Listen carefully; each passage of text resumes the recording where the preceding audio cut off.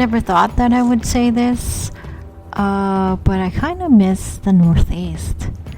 Hi, my name is Tini, and this is Bisaya in America podcast. So I lived in the Northeast for 5 years, and when I landed here in America, that was the first place I landed, the Northeast. Stayed in Maryland for a bit, upstate New York, then eventually New Jersey, but worked in New York.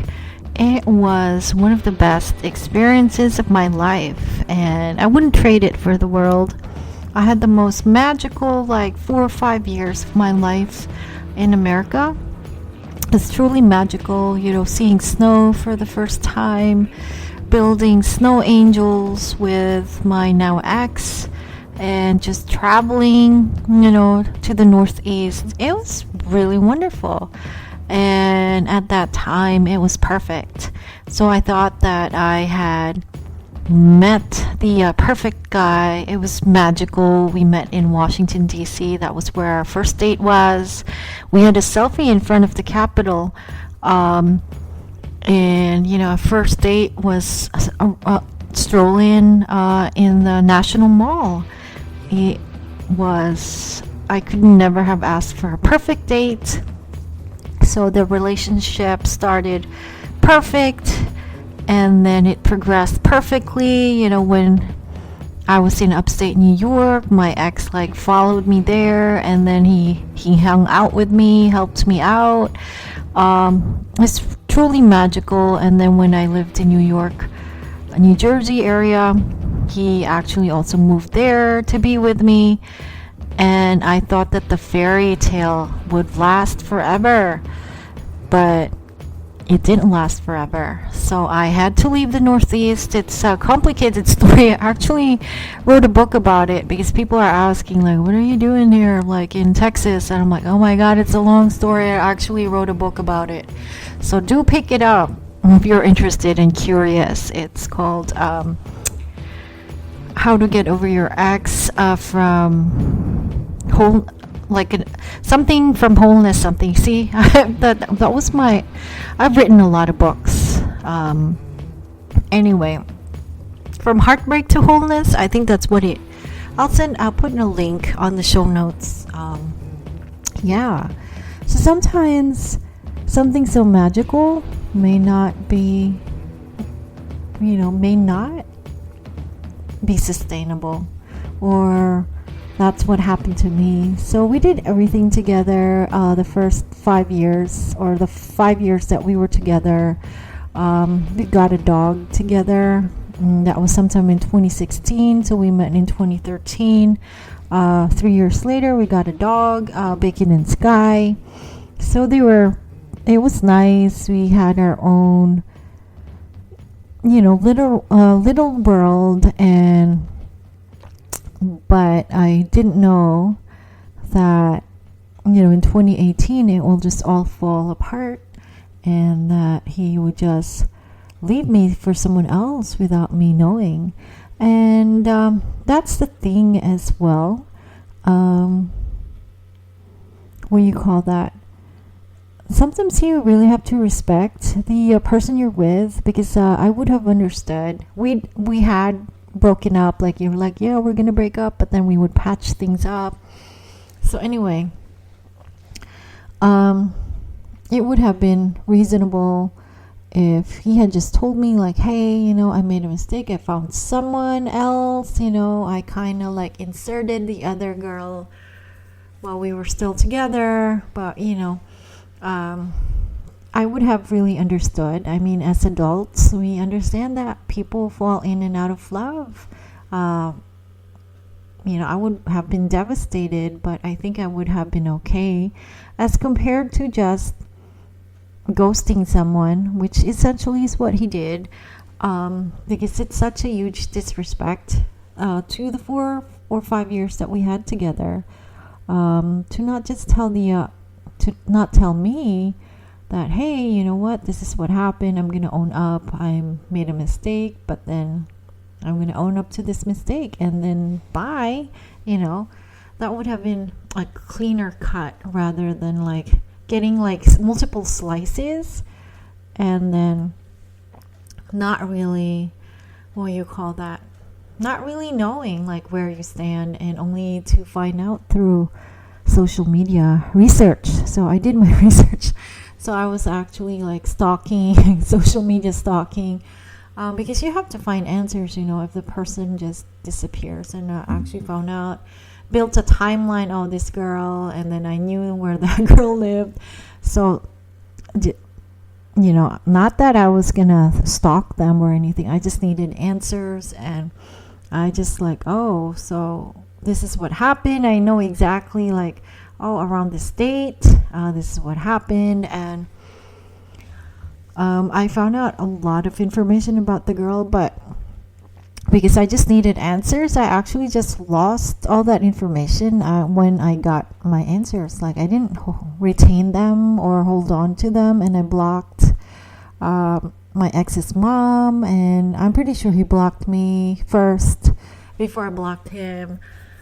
But yeah, I would still see random pictures. I did check how he's doing, and you're just curious, not because I haven't really moved on. I have, but you're curious about the other person. Like, if he just told me, I would have really been okay, because I broke up with my first boyfriend before from college, and I really was direct with him. I said, you know what, I can't do this anymore because this is what you did, and this is just too much.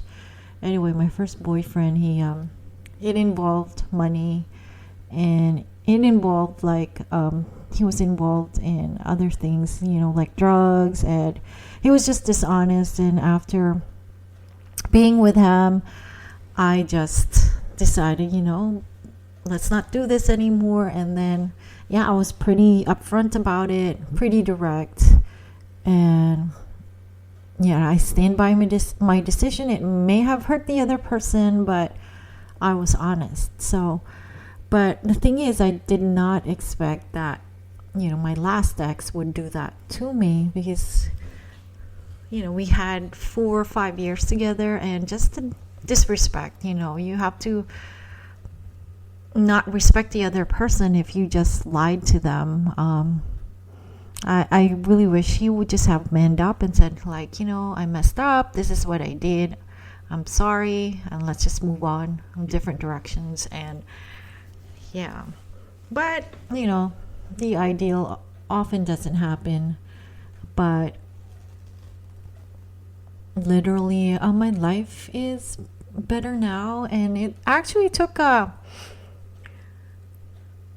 course that I never expected it to take. Like, it was like, whoa, like, what's going on here? This is a completely different story. It's not even the same book. Like, that they say, like, oh, close the chapter and there's a new chapter, and you're like, I kid you not, this is not even another chapter of my old life. This is literally a new book and a new life. So I built a whole different identity, a whole different, just everything's different. And even I changed too. And I can definitely say I'm not the same person that I used to be before. And the things that I was able to discover about myself, I actually discovered my passion for writing, and I wrote 8-9 books now, just because of that single event that actually literally transformed me and took me to places that I never thought was possible. And I'm actually happier now than I've ever been. But I still miss the Northeast. And the reason why I miss the Northeast is, there's 4 seasons there. It's really nice, the transition from spring, fall, winter, then summer, or spring, summer, fall. Anyway, it's just beautiful. And although I hated shoveling snow and driving in the snow is horrific, but you have that 4 seasons, and you don't get that here in Texas. I mean, I appreciate that there's no snow, but 2 years now here in Houston, and I'm like, oh, sometimes I kind of miss the snow. So I am planning by next year to visit New York again during winter. New York, New Jersey, meet my friends. Um, and some of my friends have moved too away from New Jersey, New York. So, but just to go back and to see how much I've changed. And I really am grateful that I started in the Northeast because it's like it was a different time. You know, this was pre-Trump. People were like not as racist. Um, and the thing that I admire about like the people in the Northeast, they just show up for work. You know, it's like, and my bosses, they didn't care what the color of my skin was. They just like, okay, you're qualified, go, boom, work, you know. And that's how it should be. Like, but when I moved to Texas, I think it started when I moved to the Southeast. Oh no, not Southeast. Yeah, Southwest. I'm sorry. Um, New Mexico and then Texas. I just became conscious of. There's a lot of people here are very. What do you call that? They're very focused on your ethnicity, and like, does it really matter? I don't think so. But um, only in this part of America that I felt conscious that, oh my God, I'm an Asian, and this just start like it actually like my eyes opened when I worked in a building, and I was told like, oh, you're the only non-white worker in this team. And I'm like, what? I'm the only I never thought about it that I'm not white. I mean, I don't go around every day thinking that I'm Asian in a predominantly white society. I don't. I just show up for work. I'm human. I'm like, I don't think about my race at all. But only here in Texas that were basically started in New Mexico when I lived there, that I became aware like, oh, I am other, you know.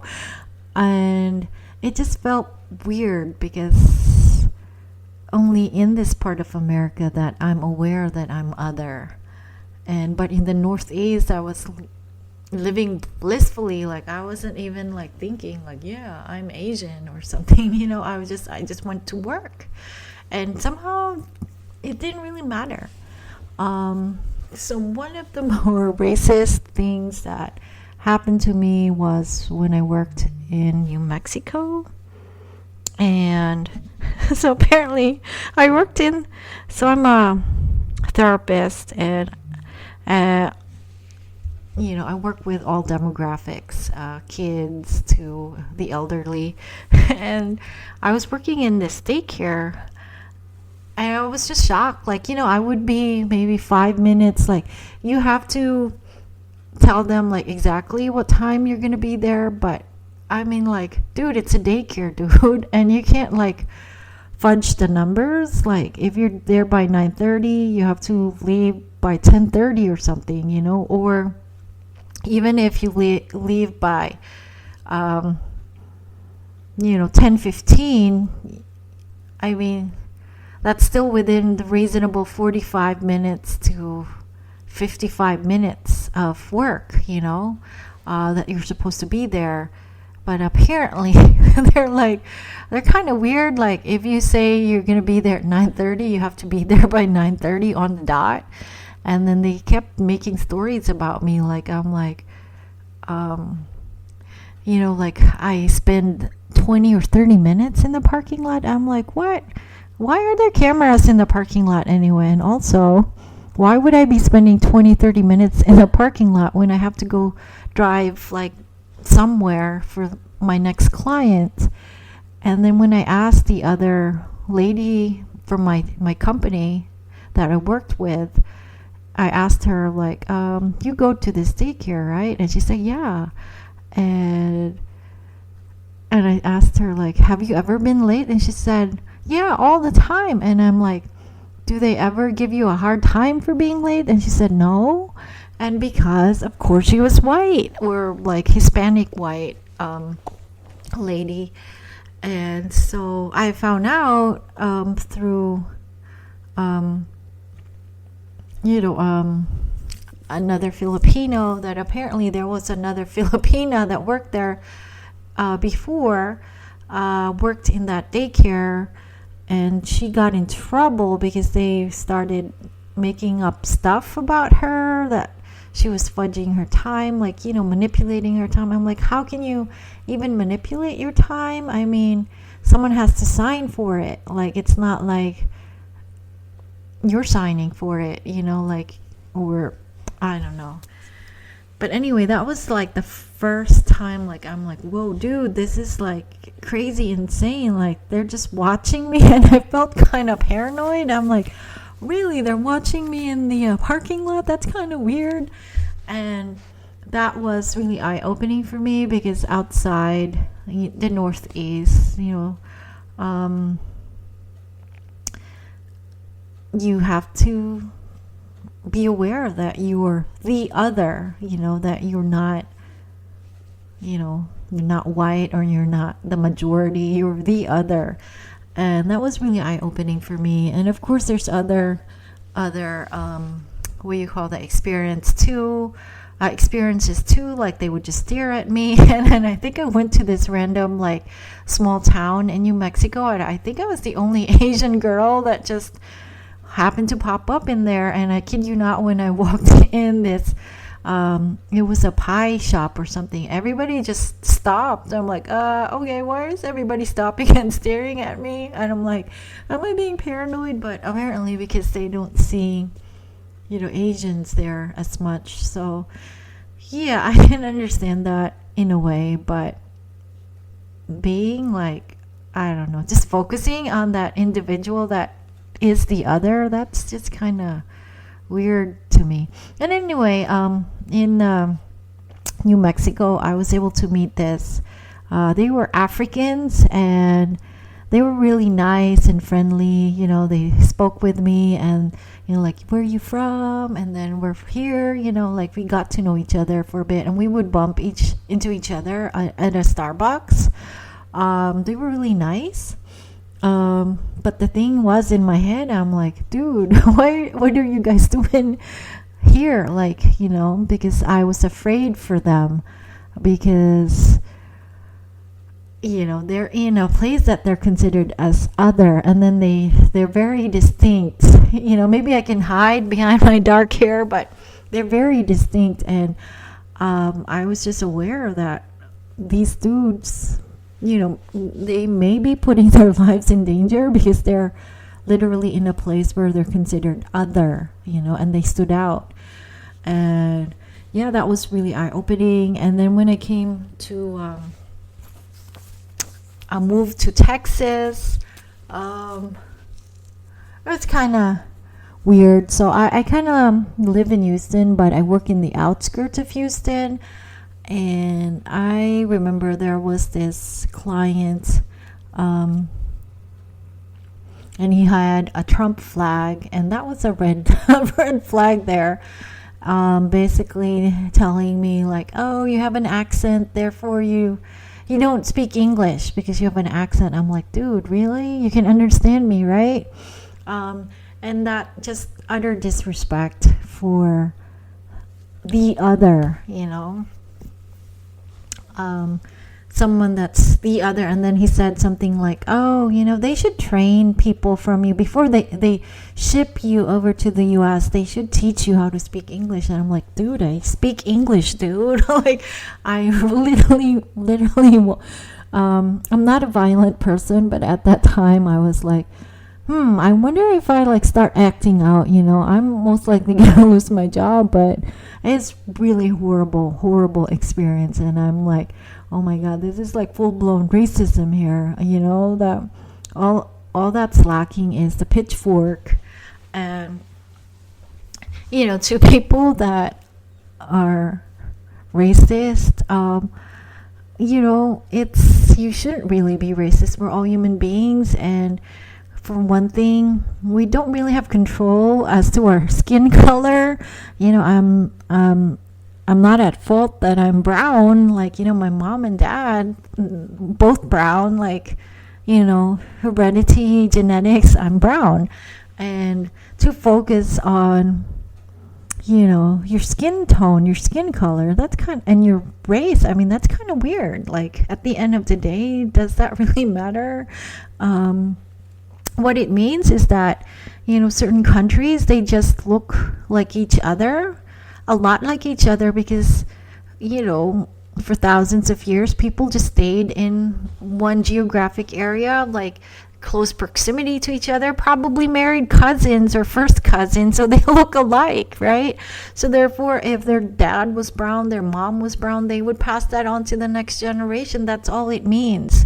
So if you're white, it means, you're mostly European, Scandinavian, or, Eastern European, and your parents just had like lighter skin, which is, typical of someone from northern countries, because they don't get exposed to sunlight, and their melanin is not as active as our like pigments are, and that's just what it means. It's just, you basically, for thousands of years, your family has stayed within that one geographical area, and then they just interbred with each other, and they kind of look the same. If you think about it, like Europeans kind of look the same, big noses, white skin, pale skin, and one race is not more superior than the other. It just means that, for many millennia, they just stayed in one geographical location. And, with the advent of sea travel and air travel, it's just more convenient to move, maybe from Africa to America, or maybe from Asia to America. And some people move to Europe. It's just a decision that people make. Like, maybe you're just tired of home, or maybe you just like to be in a particular area outside of your country. So it doesn't mean anything at all. And your race should not limit you or define who you are, because it's just one aspect of who you are. There's so many other things that make you you and unique. That's the same with food as well. People, there's regions that drink blood, the cow's blood. In the Philippines, we eat like blood stew. It's just because the resources in that country are limited, and they're just used for maybe hundreds, if not thousands of years. That was all they ate, because that was all the resources that they had, the type of animal that they raised and that grew in that region. And then people just developed like a means to like appreciate that food. In Spain, they also eat blood sausage. It doesn't make it wrong. It just means that they needed sustenance, and at that time, maybe pork was more available. Not pork, but pigs were more available. And maybe in Europe, where there's more land, you can grow more cattle. Maybe sheep was more prevalent, or the cows were more prevalent. Doesn't really mean anything, that our diet and our traditions. It just means that was accessible to them at that moment. But with air travel and sea travel, and shipping, I mean, people can appreciate different types of cuisines. And yeah, unlike Japan, for example, it's just an island, so they appreciate fish more than anything. And because there's probably no refrigeration, and they just probably appreciate raw fish more. Doesn't make it any less inferior or less superior than other cuisines. It just makes it unique to that region, and that's just how we should view it.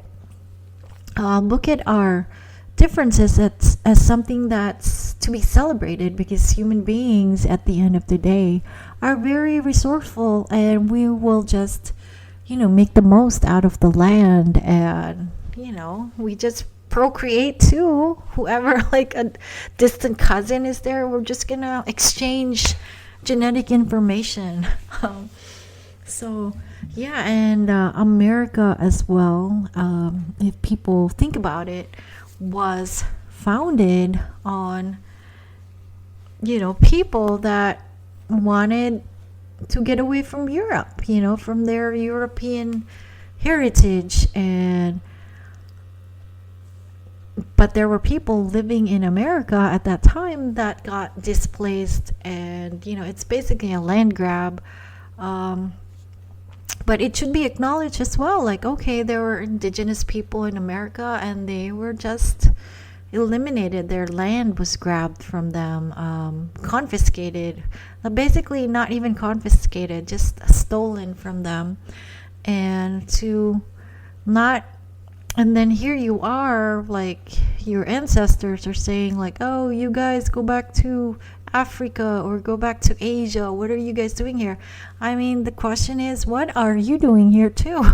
Just because you were here first doesn't mean that, makes you entitled to the land, because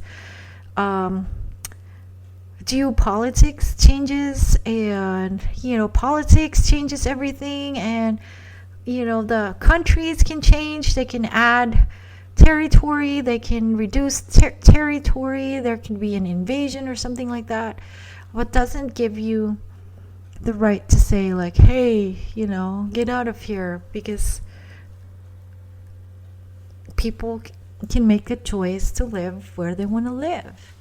And yeah, and one of the things that really bothers me in America is when you speak English with an accent. And just because you speak English with an accent and it's not your native tongue, doesn't make you more or less. It doesn't make you inferior than the people that speak English. And if anything, people that speak multiple languages are far more intelligent than people that speak one language. And I actually am very jealous that I wasn't born in Europe, because I did go to Belgium, spent like almost a week there. Anyway, I was so jealous of the kids there, because they said, oh, we speak 5 languages, we speak German, we speak Spanish, we speak like our native, I think French and then Flemish, and we speak like Greek or something. I'm like, dude, they're very, very privileged, because to learn different languages, it's a celebration of how smart human beings are. And for someone or a group of people to master at least 5 languages, that's just amazing to me, because I only know 3, and I suck at Spanish and I suck at French. I took it for you. So that's something to be celebrated, not something to be looked at. And this superiority complex that, we're the superior race. There is no superior race, because at the end of the day, we're human beings. We bleed, and we're humans. If you remove our skin, underneath that is muscles, bones, ligaments, tendons, our blood vessels. We have the same bleeding heart, and we're just human. And instead of claiming our supremacy over other people, why don't we claim our humanity over people? But anyway, I still miss the Northeast, but I won't be going back there or to live there. Not anymore. It's just a changed reality. I mean, even in the Northeast, there's like discrimination against Asians as well, because everybody thinks that we got COVID, or all Asians are like harbingers of the COVID, but we got it from here, dude. I got COVID from an American, not like an Asian. So anyway, I hope, I don't even know what to title this podcast. Maybe I'll think of something. Anyway, thanks for listening, and please do check out my other podcasts episodes, Bisaya in America.